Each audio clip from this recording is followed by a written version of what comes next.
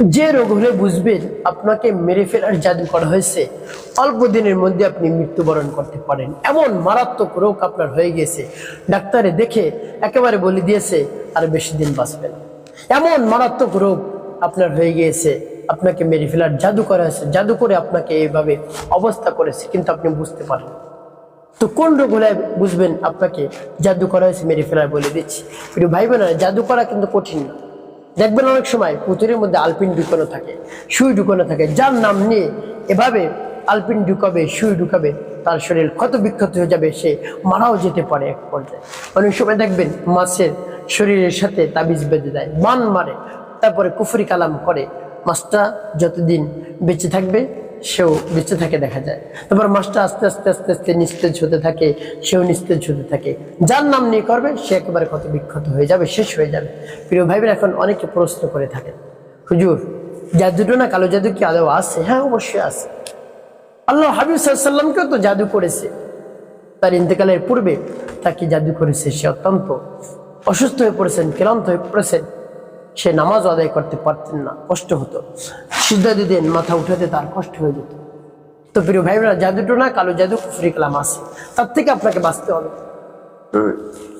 সেটা যে কিরকম আছে, শয়তান জিন যেরকম আছে, আল্লাহ রাব্বুল আলামিন তাদের থেকে পরিত্রাণের, মুক্তি দেওয়ার, তারপর বাঁচার উপায় আল্লাহ রাব্বুল আলামিন বলে দিয়েছে যে এই কাজ করতে হবে, তাহলে তাদের থেকে তোমরা বিরত থাকতে পারবে, তারা কোনো ক্ষতি তোমাকে করতে পারবে না। তো প্রিয় ভাই বোন, আপনি যদি দেখেন আপনাকে মেরে ফেলার জাদু করা হয়েছে, কোন রোগগুলো হলে আমি বলে দিচ্ছি। এক নম্বর, আপনি যদি খেয়াল করেন যে পবিত্র কোরআনুল কারীম আপনার সামনে তেলাওয়াত করা হয় আর আপনার শরীরের মধ্যে অস্থির লাগে, আপনি কোরআনের আওয়াজ শুনতেই পারছেন না, একেবারে এক নম্বর যে রোগ হলে বুঝবেন জাদুতে আক্রান্ত হয়েছেন, মেরে ফেলার জাদু করছে।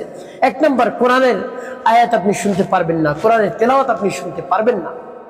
যদি এভাবে হয় যে কোরআনের আওয়াজ আসতেছে, আমার কেমন যে শরীরটা শুরু হয়ে গিয়েছে, তাহলে মনে করবেন আপনাকে জাদু করা হয়েছে, সাথে সাথে নষ্ট করবে।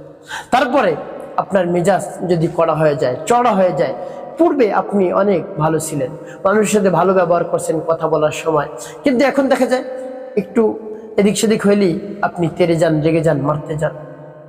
এভাবে যদি আপনার স্বভাব হয়ে যায়, মানুষ আপনাকে দেখে ভালো বলবে না, আপনাকে কেউ ভালোবাসবে না। প্রিয় ভাই বোন, ইতিপূর্বে আপনাকে মানুষে মূল্যায়ন করেছে, কিন্তু এই স্বভাব হওয়ার পর দেখা যায় মানুষ আপনার থেকে দূরে দূরে চলে যাচ্ছে, তাহলে মনে করবেন জাদুতে আক্রান্ত হয়ে পড়েছেন। কেমন করে সেই জাদু কাটবেন বলে দিব।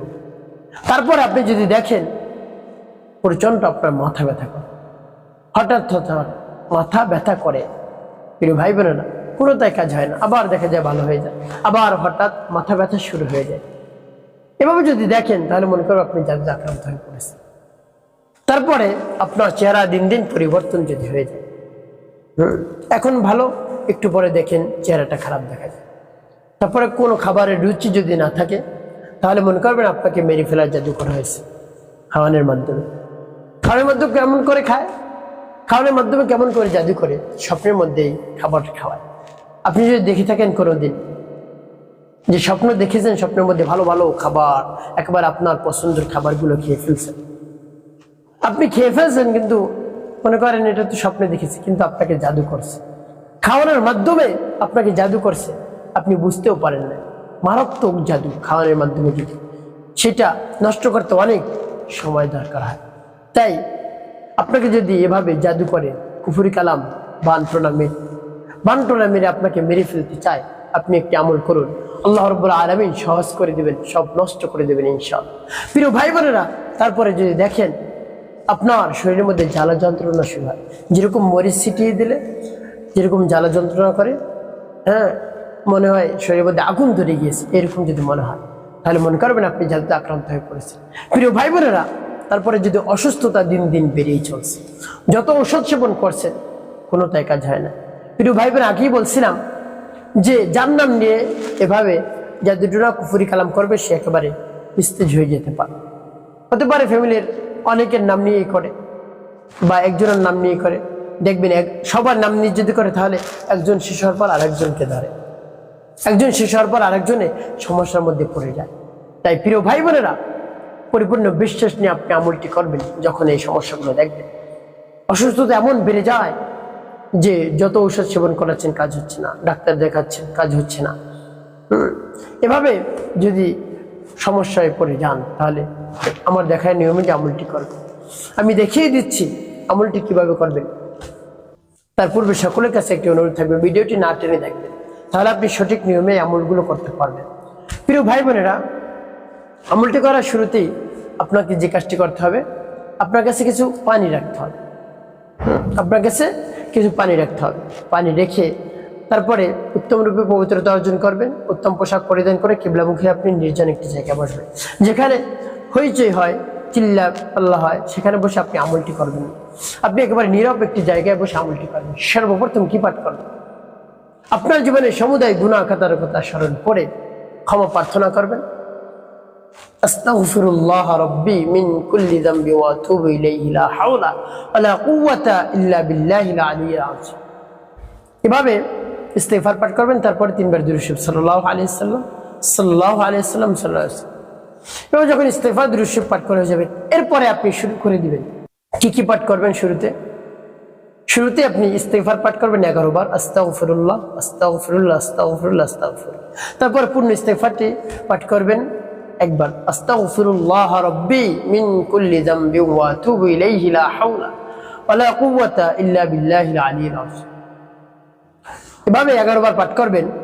এরপরে 11 বার দুরূদ শরীফ সাল্লাল্লাহু আলাইহি ওয়াসাল্লাম সাল্লাল্লাহু আলাইহি ওয়াসাল্লাম সাল্লাল্লাহু আলাইহি ওয়াসাল্লাম সাল্লাল্লাহু আলাইহি ওয়াসাল্লাম সাল্লাল্লাহু আলাইহি ওয়াসাল্লাম। যখন পাঠ করা হয়ে যায়, পানিতে ফু দিবেন।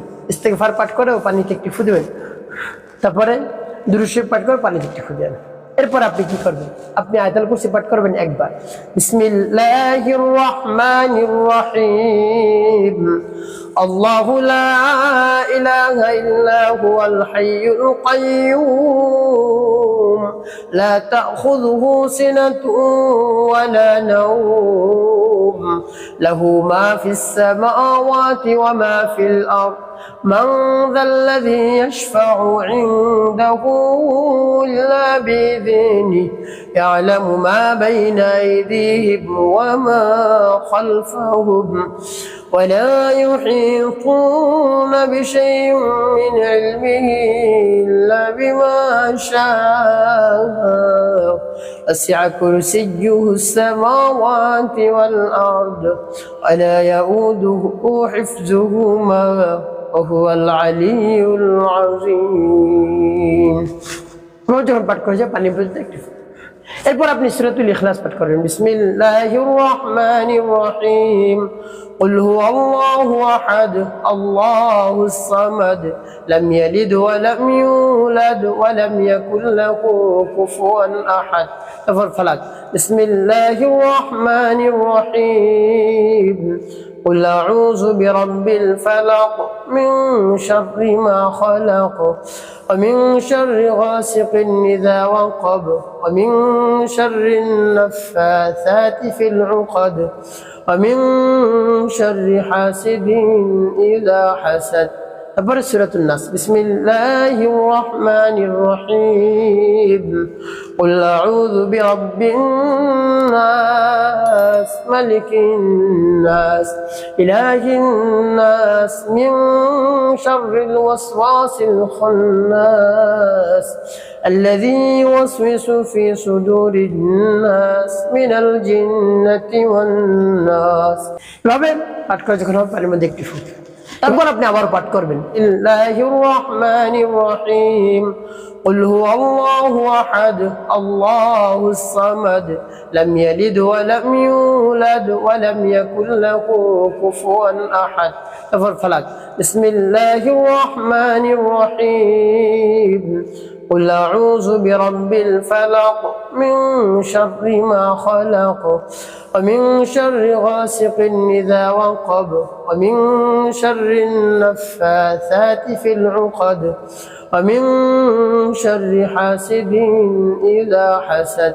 তারপরে সূরাতুন নাস, বিসমিল্লাহির রহমানির রহিম, قل أعوذ برب الناس ملك الناس إله الناس من شر الوسواس الخناس الذي يوسوس في صدور الناس من الجنة والناس পাঠ করে সবাই তারপর আপনি মনে ধরে আবারও পাঠ করেন বিসমিল্লাহির রহমানির রহিম قل هو الله أحد الله الصمد لم يلد ولم يولد ولم يكن له كفوا أحد فلق بسم الله الرحمن الرحيم قل أعوذ برب الفلق من شر ما خلق ومن شر غاسق إذا وقب ومن شر النفاثات في العقد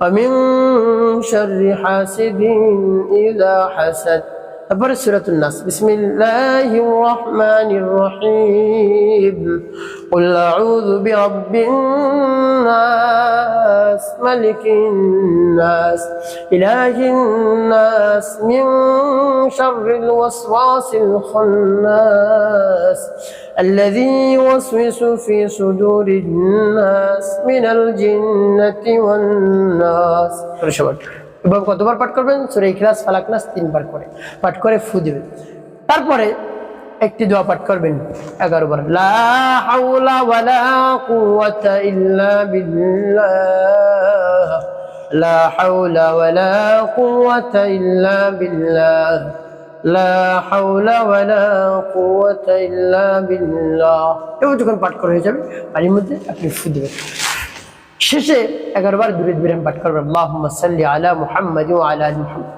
কামা সাল্লাইতা আলা ইব্রাহিম ওয়া আলা আলি ইব্রাহিম ইন্নাকা হামিদুম মাজিদ আল্লাহুম্মা বারিক আলা মুহাম্মাদ ওয়া আলা আলি মুহাম্মাদ কামা বারাকতা আলা ইব্রাহিম ওয়া আলা আলি ইব্রাহিম ইন্নাকা হামিদুম মাজিদ আল্লাহুম্মা সাল্লি আলা মুহাম্মাদ ওয়া আলা আলি মুহাম্মাদ কামা সাল্লাইতা আলা ইব্রাহিম ওয়া আলা আলি ইব্রাহিম ইন্নাকা হামিদুম মাজিদ আল্লাহুম্মা বারিক আলা মুহাম্মাদ ওয়া আলা আলি মুহাম্মাদ كما باركت على إبراهيم وعلى آل إبراهيم إنك حميد مجيد اللهم صل على محمد وعلى آل محمد كما صليت على إبراهيم وعلى آل إبراهيم إنك حميد مجيد اللهم بارك على محمد وعلى آل محمد كما باركت على إبراهيم وعلى آل إبراهيم إنك حميد مجيد اللهم صل على محمد وعلى آل محمد كما صليت على إبراهيم وعلى آل إبراهيم إنك حميد مجيد اللهم بارك على محمد وعلى آل محمد كما باركت على إبراهيم وعلى آل إبراهيم إنك حميد مجيد اللهم صل على محمد وعلى آل محمد كما صليت على إبراهيم وعلى آل إبراهيم إنك حميد مجيد اللهم بارك على محمد وعلى آل محمد كما باركت على إبراهيم وعلى آل إبراهيم إنك حميد مجيد এবং যখন দুরূদ ইব্রাহিম পাঠ করা হয়ে যাবে তারপরে আপনি কি করবেন পানির মধ্যে একটি ফু দিবেন যখন ফু দেওয়া হয়ে যাবে তারপর কি করবেন পানি কেমন করে ব্যবহার করবেন পরে বলে দিচ্ছি আগে বলবো যখন আমলটি শেষ হবে সাথে সাথে আল্লাহ রাব্বুল আলামিনের দরবার হাত উত্তোলন করবে আল্লাহ আমি যে সমস্যার মধ্যে পড়ে গিয়েছি সেই সমস্যা থেকে আপনি আমাকে উদ্ধার করুন আপনি ছাড়া আর কেউই পারবে না এই সমস্যা থেকে উদ্ধার করতে এই সমস্যা থেকে আমাকে মুক্তি দান করুন অন্যথায় আমি ক্ষতিগ্রস্তর মধ্যে পড়ে যাব এভাবে বলে আল্লাহ রাব্বুল আলামিনের কাছে বলবেন দেখবেন আল্লাহ রাব্বুল আলামিন কবুল করে নিয়েছে প্রিয় ভাই বোনেরা পানি কেমন করে ব্যবহার করবেন এই পানি আপনি 3 বেলা পান করবেন সকালে দুপুরে রাত এভাবে যদি পান করতে পারেন নিয়ত করে যে সময় পান করবেন সে সময় নিয়ত করবেন হে আল্লাহ আমার যে সমস্যা রয়েছে সমস্যার সমাধান করে দিন এভাবে আপনি 1 সপ্তাহ পর্যন্ত পানি পান করবেন তারপর দেখবেন কি হয় ভয় পাবেন না যখন পানি পান করবেন শুরুতে বেড়ে যেতে পারে যদি মনে করেন বেড়ে যায় তাহলে মনে করবেন কাজ শুরু হয়ে গিয়েছে তারপর আস্তে আস্তে আস্তে আস্তে সেই সমস্যা সমাধান হয়ে যাবে ইনশাআল্লাহ একটি কাজ করতে হবে 5 ওয়াক্ত নামাজ আপনাকে আদায় করতে হবে মানুষের কল্যাণে খিদমতে কাজ করবেন অবশ্যই আপনার জীবন হবে সুখময় এবং শান্তিপূর্ণ ইনশাআল্লাহ।